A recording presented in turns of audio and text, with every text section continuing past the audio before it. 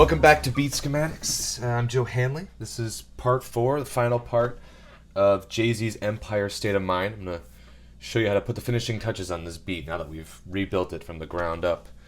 Once again, you can find all the Reason session file and MIDI files at www.joehanleymusic.com/beatschematics.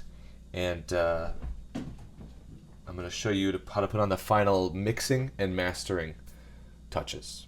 So here we go. So first things first, you want to start getting your levels squared away. Now I'm going to show you my levels, and then I'm going to show you the EQ I did, and I'm going to move on to mastering. In reality, when you're doing mixing, you're going back and forth like crazy. So throughout the whole process, I was adjusting levels as I was adding instruments and switching EQ. You know, it's not step by step like this. It's a constant back and forth thing. So keep that in mind. It's not as cut and dry as this. You don't set to this level and now you're good to go. It's a constantly changing process. So these are my levels here. And they're not really going to mean much for you because your samples are going to be different volumes and stuff like that. The only piece of advice I can give you about mixing is to listen on different environments, different speakers, different headphones. Because, I'll be focusing on this song for an hour or two, and I think I've got it right. I take my headphones off, I put it on the speakers, and oh, wait a minute, that thing's too loud, that thing's too soft. And I fix that. I put my headphones back on, and oh, wait, there's a new thing I haven't noticed. And the best trick I know that helps me determine if things are at the right volume is listening at a very low level. It's amazing. All these things will pop out. You'll just suddenly notice what's too loud or too soft. Other than that, it's just a lot of experimenting, and mixing can take years to really grasp and master. So these are the levels here.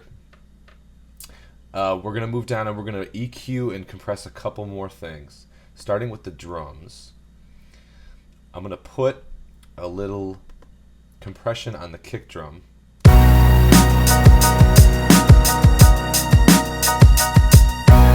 Kind of makes it really pump a little bit more, come out of the speakers. The input's flat. Threshold I have down to -30 dB, which is low enough. It'll always kick in. The ratio is 1.46 to 1, so it's not a lot. It's just a little bit.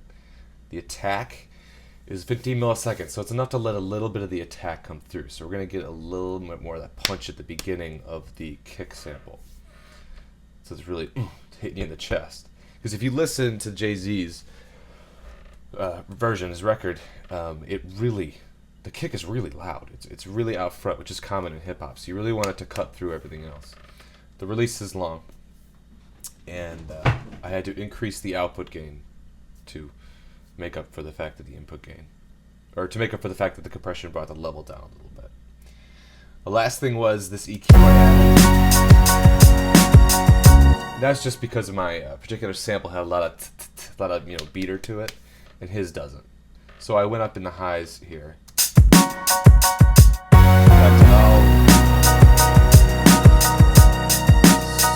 Solo the drums. Here's it when it's back in.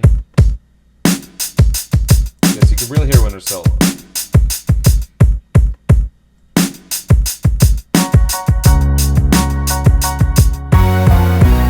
Again, I'm just trying to get it to sound more like the record.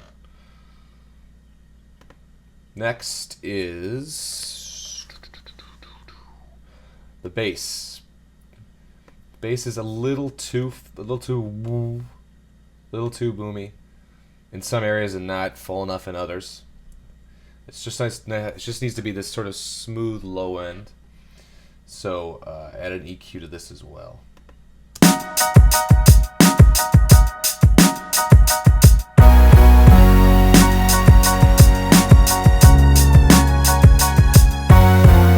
Without the EQ, it's boomy in the wrong area. It's kind of boomy here, and it's not kind of low and powerful enough. So I take out that little bit of, I don't know what you'd call it, that tone to flatten it, even it out. And I bring in some of the very lows to give it this, power.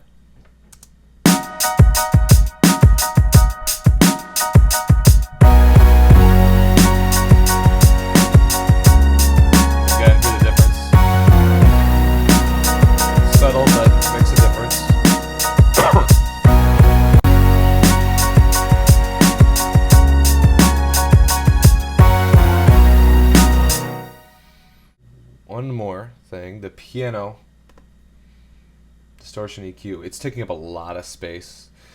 And if you remember when we took the low EQs out of the snare reverb so that we could make more room in that area of the frequency spectrum, we're going to do the same thing here. Right now it's taking up a lot of lows. It's just a big sound.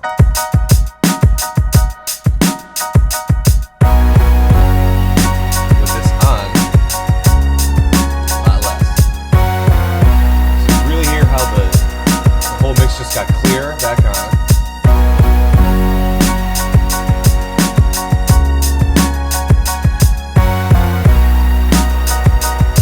Keep in mind, if you're listening on little computer speakers, you're not going to hear much of a difference in these low adjustments I'm making.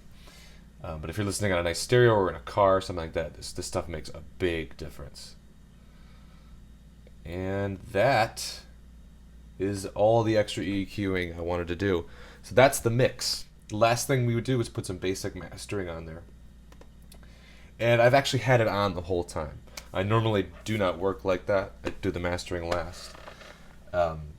But I wanted to keep it loud and punching for the sake of this video.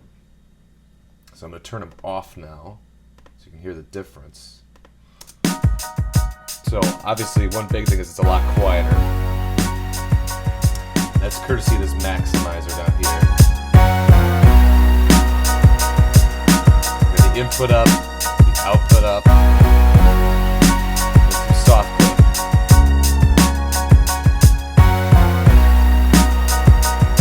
Sort of made it a little, well, softer, a little warmer, that soft clip button.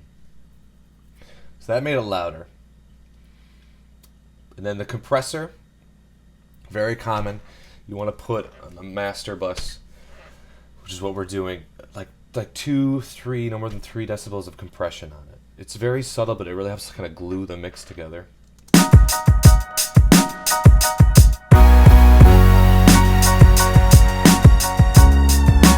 In this case, it also made it a little louder. But we got input gains up a bit, 2.6 dB, threshold, not very low, a little low. 2-to-1 ratio, again, it's not going to be a whole lot of compression. You want to adjust the attack and the release so that you don't hear the compression. This isn't, you don't want a whole lot of pumping, maybe like a little bit so that the kick really activates the speakers coming in and out, but, or not the speakers, I'm sorry, the mix. But not too much. This isn't a dance track.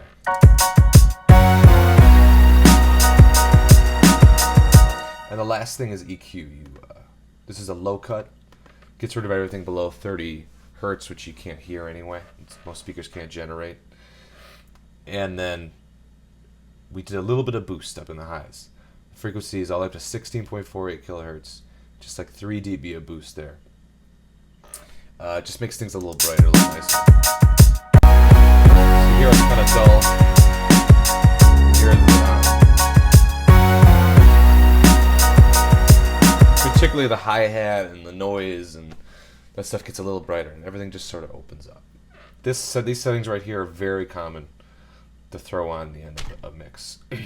Equalizer to make it brighter and nicer, compressor to glue it together and maybe make it pump a tiny bit, and the maximizer to get it loud. And that is it. This is the first Beat Skematix video of hopefully many more to come. I really welcome comments, feedback, suggestions. If you think there's a better way to do some of these things, I'd love to know about it.